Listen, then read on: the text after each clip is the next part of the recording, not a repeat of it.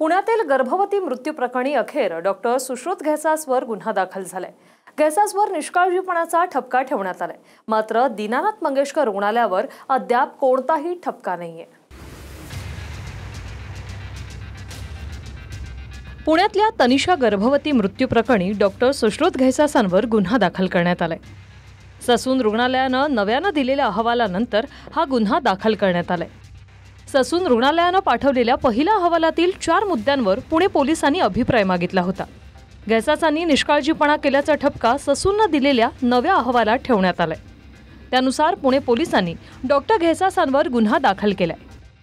याच्यामध्ये तेच विषय आहे की 4.5 तास पेशंट्स हॉस्पिटलला होते, त्यांच्या ओपीडीमध्ये होते, त्यांच्या असेसमेंट रूममध्ये होते, तरी त्यांनी ट्रीटमेंट सुरू न करता त्या ठिकाणी वेळ काढला। त्याच्यामुळे नंतर कॉम्प्लिकेशन्स तयार होऊन त्याच्यामध्ये जी मयत आहेत पेशंट त्यांचा मृत्यू झाला असा अहवालामध्ये नमूद केलेला आहे। आपल्याकडे आज ससून हॉस्पिटलचा एक पूर्वी काळा 2 दिवसापूर्वी अहवाल आला होता। आज आपण काही क्वेरीवरती परत पाठवून तो अहवाल परत मागवला होता। आज त्यांचा अहवाल आपल्याकडे आलेला आहे।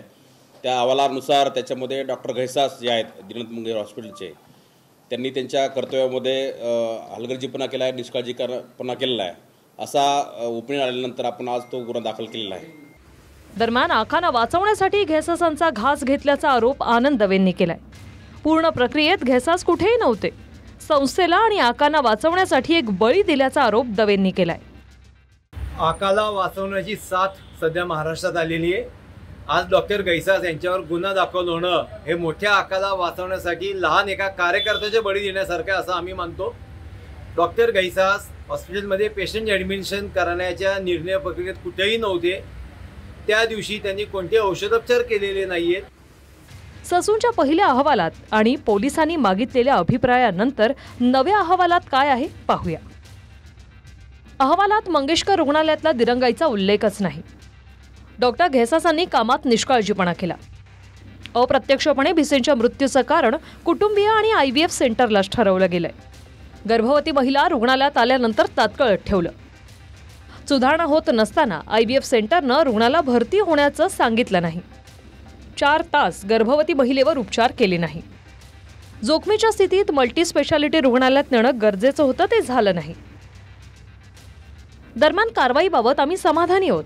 मात्र तनिषा भिसेंच्या मृत्यूनंतर मुलींचं दायित्व दीनानाथ मंगेशकर रुग्णालयानं घ्यावं ही मागणी पुन्हा अमित गोरखेंनी बोलून दाखवली आहे।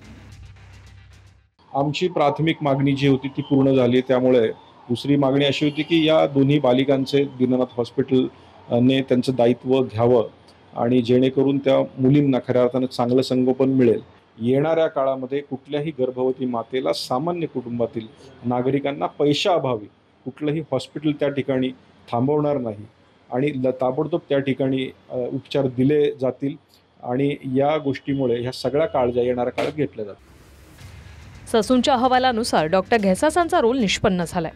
मात्र दीनानाथ रुग्णालयावर कोणताही ठपका नाही, यावरून आरोपही करण्यात येत आहेत। त्यामुळे पुढील तपासातून आणखी कुणावर कारवाई होणार आणि आणखी किती दिवस लागणार हे पाहणं महत्त्वाचं ठरणार आहे। रणजित जाधवसह प्रदीप कापसे आणि अजिंक्य धायगुडे, TV9 मराठी, पुणे।